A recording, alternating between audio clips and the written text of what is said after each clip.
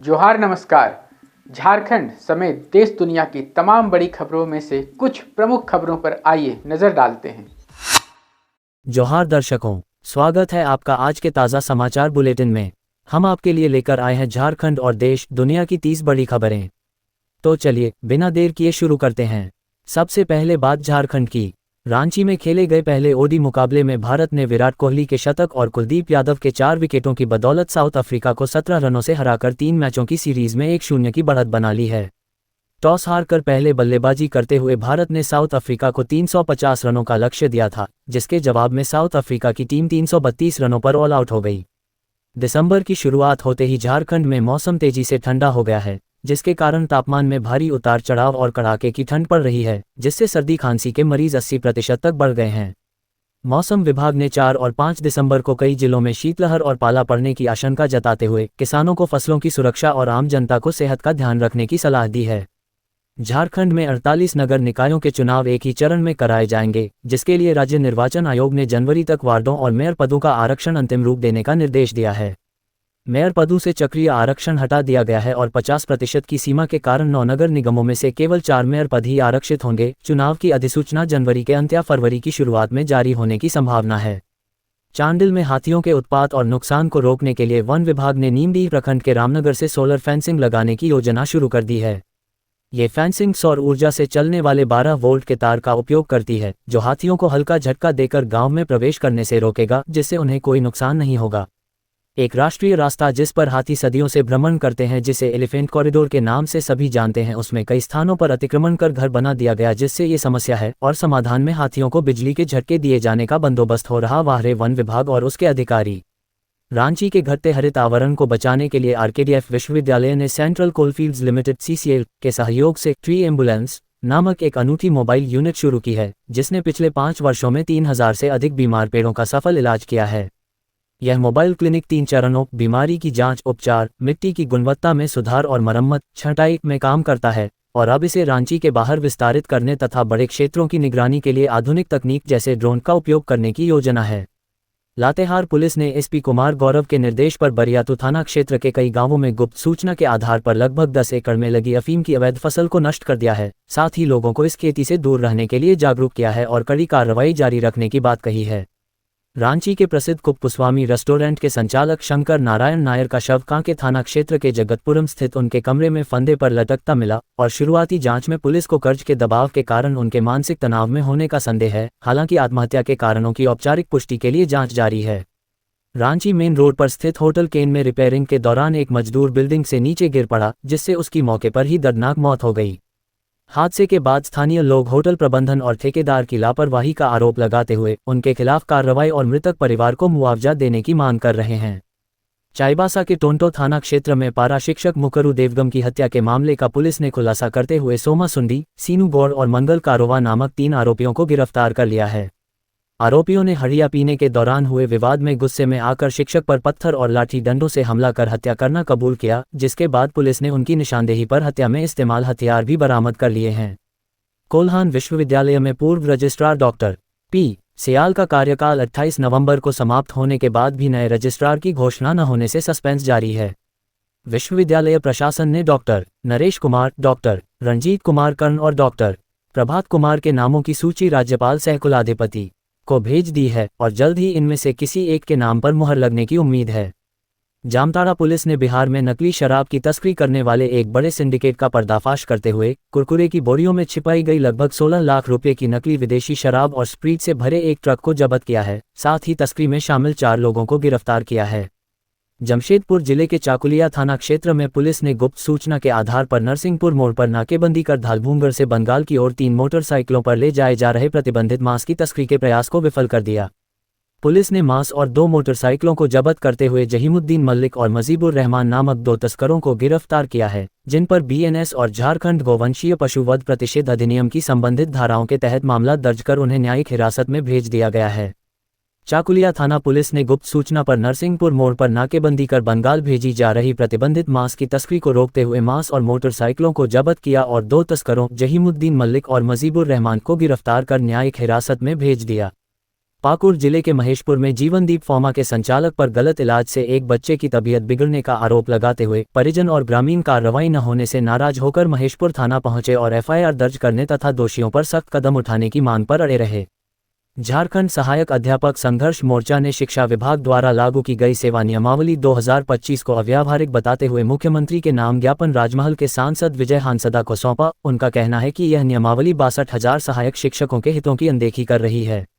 संगठन ने पुरानी नियमावली के आधार पर सेवा निर्धारण को लागू करने, 2009 और 2010 के बाद नियुक्त शिक्षकों की स्थिति स्पष्ट करने और नियमावली की समीक्षा तथा संशोधन की मांग की है। चेतावनी दी है कि समाधान न होने पर राज्य भर में आंदोलन किया जाएगा।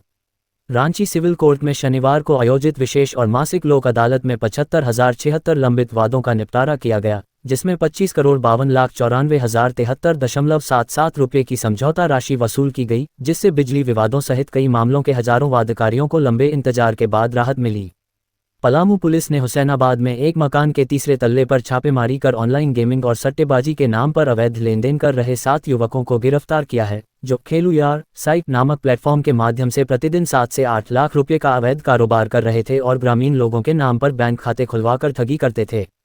झारखंड राज्य मनरेगा कर्मचारी संघ की गढ़वा जिला इकाई ने बिना सुनवाई और जांच के हुई मनरेगा कर्मियों की बर्खास्तगी को अन्यायपूर्ण और नियम विरुद्ध बताते हुए 1 दिसंबर को समाहरणालय के समक्ष आक्रोशपूर्ण प्रदर्शन करने और 6 दिसंबर तक बहाली न होने पर 8 दिसंबर से अनिश्चितकालीन हड़ताल पर जाने की चेतावनी दी है।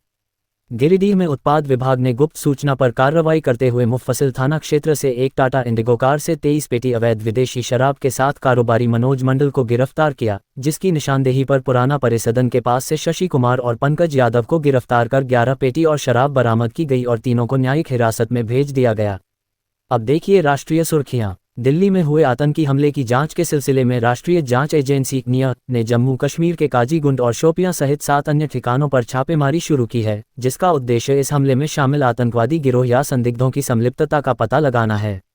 संसद का शीतकालीन सत्र आज 1 दिसंबर 2025 से 19 दिसंबर तक चलेगा, जिसमें सर्वदलीय बैठक में सदन को सुचारू रूप से चलाने पर सहमति बनी, जबकि विपक्षी दल से जुड़े मुद्दों पर सरकार को घेरने और कई महत्वपूर्ण विधेयक पेश किए जाने की तैयारी है। पटना में बिहार विधानसभा का शीतकालीन सत्र सोमवार से शुरू हुआ, जिसमें प्रोटेम स्पीकर नरेंद्र नारायण यादव ने दोनों उपमुख्यमंत्रियों विजय कुमार सिन्हा और सम्राट चौधरी तेजस्वी यादव सहित सभी 243 नए विधायकों को शपथ दिलाई।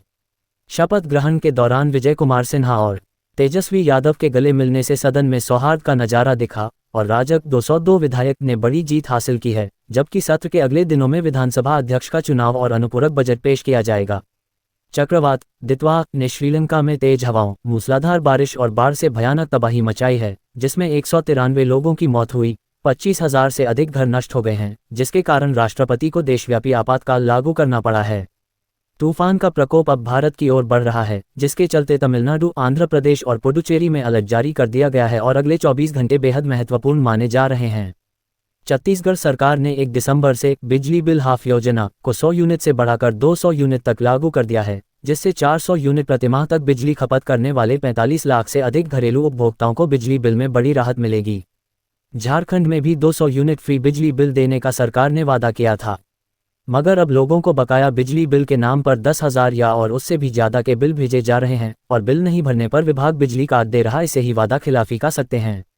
बिहार में south Bihar power distribution company limited ने 125 यूनिट तक मुफ्त बिजली सुविधा का लाभ लेने के बावजूद पुराने बकाया बिलों का भुगतान न करने वाले लाखों उपभोक्ताओं से वसूली के लिए 1 दिसंबर 2024 से 31 मार्च 2026 तक 2,500 अतिरिक्त कर्मियों को नियुक्त किया है।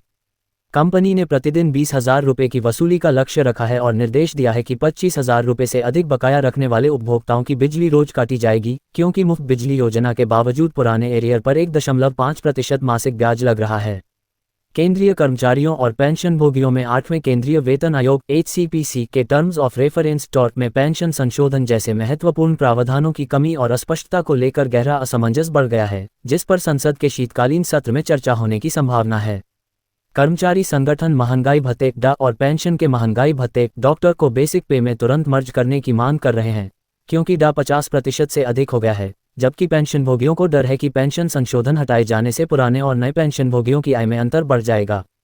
European aviation safety agency EASA के निर्देश और सौर विकिरण से उत्पन्न जोखिम के कारण DGCA द्वारा एयरबस A320 सीरीज के विमानों पर अनिवार्य किए गए elevator and aileron computer ELAC software modification का काम पूरा हो चुका है, जिसकी रिपोर्ट इंडिगो, एयर इंडिया और एयर इंडिया एक्सप्रेस ने सौंप दी है। इंडिगो ने अपने सभी 200 विमानों को अपडेट किया और एक भी उड़ान रद्द नहीं की, जबकि एयर इंडिया ने 113 में से 100 और एयर इंडिया एक्सप्रेस ने 25 में से 23 विमानों का अपग्रेडेशन पूरा कर लिया है, जिससे ये विमान अब सुरक्षित रूप से संचालन के लिए तैयार हैं।